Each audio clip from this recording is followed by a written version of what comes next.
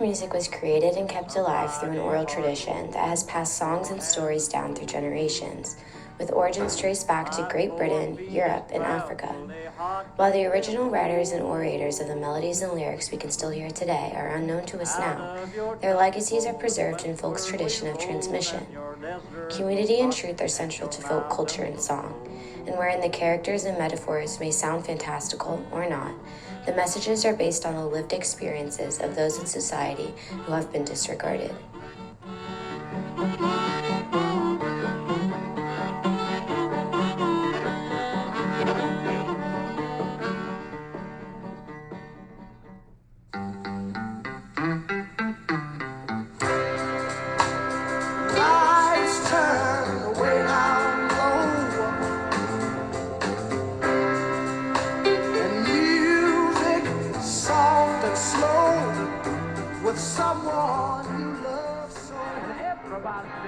Now widely considered the king of soul, Sam Cooke grew up in Chicago as the son of a minister.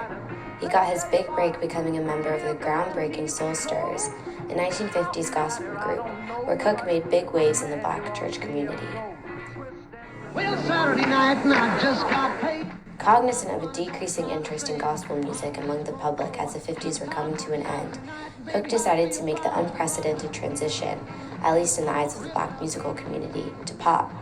Cooke reinvented himself as a soulful romance singer, a move that resulted in one of his greatest hits, You Send Me, which landed him a #1 spot on the charts in 1957 and established Cooke as a superstar. Send me, darling, you send me, honest you, honest you, honest you. The transition from gospel to pop tunes was easy. When I first started singing pop tunes, I wondered how my former associates and fans would react. They accepted me, as I see them all sitting in the front row, just like they did when I was with the Soul Stirrers.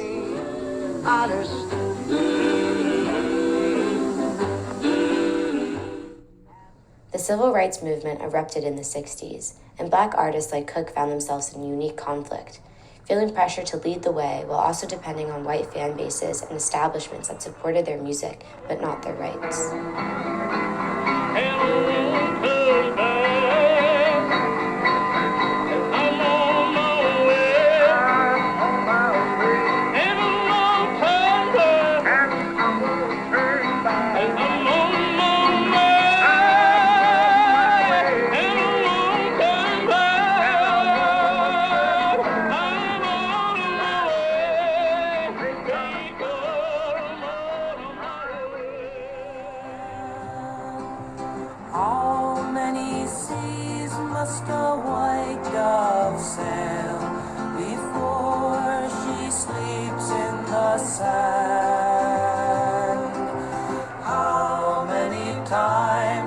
The cannonballs fly before they're forever banned.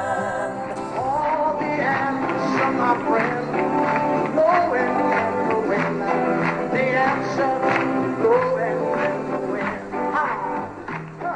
It has been documented that when Cooke first heard Bob Dylan's Blowin' in the Wind, he was so carried away with the message and the fact that a white boy had written it that he was almost ashamed not to have written something like that himself. It wasn't the way Dylan sang, he told Bobby Womack. It was what he had to say. And when Peter, Paul, and Mary's cover of Blowin' in the Wind hit #2 on the pop charts, it proved to Cooke that a song could address civil rights issues and also be a hit. The result and interaction of his struggle both as a Black man and an artist was what led him to say, "I'm going to write something." He just didn't know what yet. Cooke continued to face discrimination and racism as he toured around the country. For his performance in Little Rock, Arkansas, Cooke was told he would have to do separate performances for the Black and white audiences. He refused, and ultimately the authorities agreed to separate the audiences with a rope down the middle of the floor, rather than cancel the show. When Cooke attempted to make a reservation at the Holiday Inn while in Shreveport, Louisiana, but was denied, Cooke refused his treatment again, but this time he was arrested and charged with creating public disturbance. Cooke was held in jail for several hours and released after posting bail for $100. We shall overcome. We Along with his personal experiences on the road, Cook was grappling with oppression that persisted all around him and the country.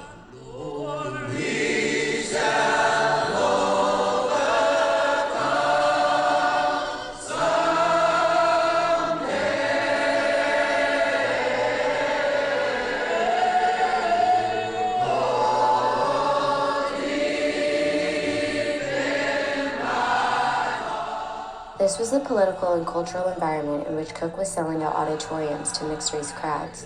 Strictly based on optics, Cook's performances, like other popular black artists of the time, looked like the antithesis to the racial violence that was happening behind the closed doors and outside the four walls of the auditoriums.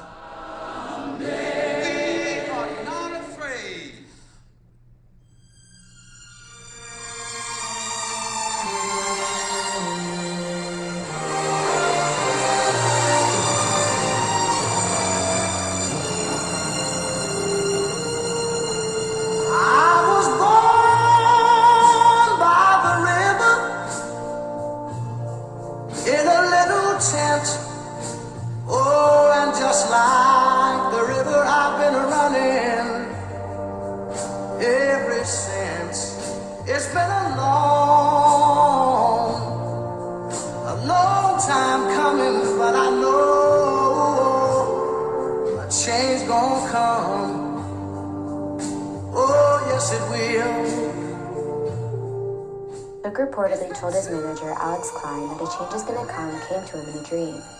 A gospel melody that didn't come from any spiritual number in particular, one that was suggested both by the civil rights movement and by the circumstances of Sam's own life. Cook went to Renee Hall to be the sole music arranger for A Change is Gonna Come, and Hall took on this request with an immense sense of responsibility. The instrumentals are symphonic and dramatic, uplifting the message of Cook's lyrics. It comes as no shock that A Change is Gonna Come has been dubbed the unofficial anthem of the civil rights movement. I go to the movie. How many roads must a man walk down before you call him a man? Yes, and how many seas must a white dove sail before she sleeps in the sand? Dylan's Blown in the Wind was also a defining protest song in the 60s, though Dylan himself rejected a title of protest singer. Nevertheless, Blown in the Wind offered a third-person view of injustice's many unanswered questions, leaving the audience to determine for themselves what a path forward might look like. At the very least, it starts with acknowledging the existence of injustice.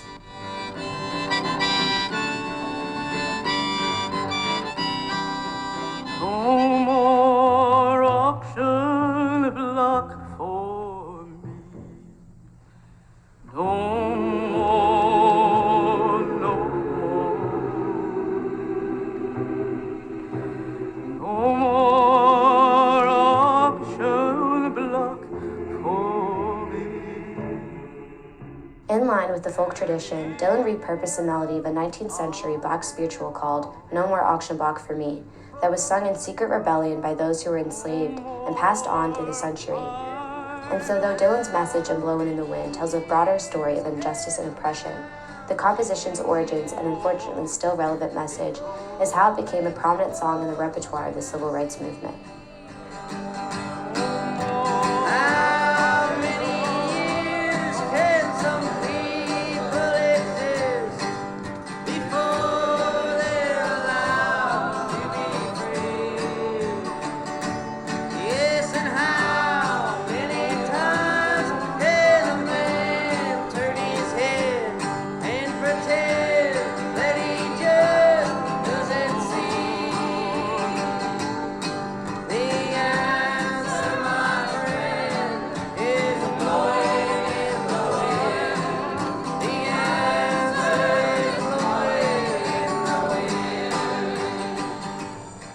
Cook's A Change is Gonna Come provides a more direct approach with a related message based on lived experience.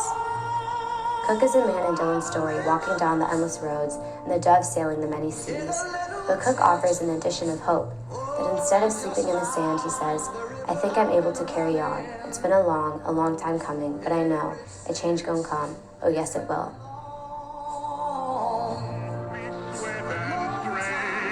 Body all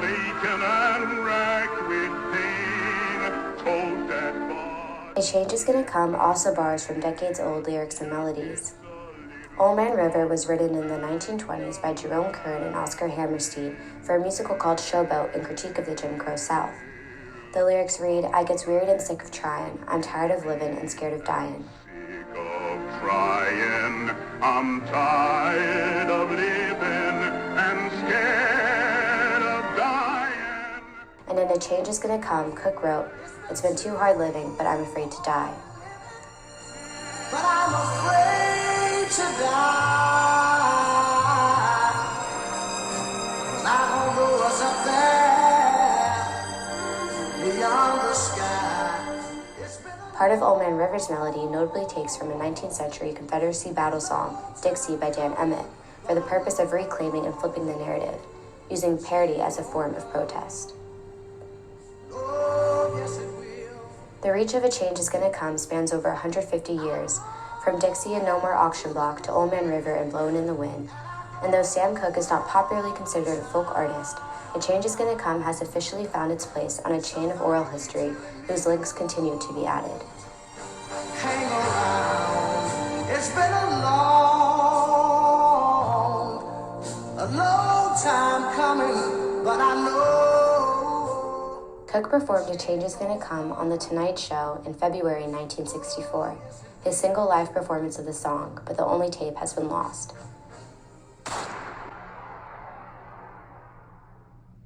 In December 1964, Sam Cooke was shot and killed amidst a fight with a hotel manager, and A Change Is Gonna Come was released just days after his funeral, when it quickly entered the national pop and R&B charts during the first week of 1965.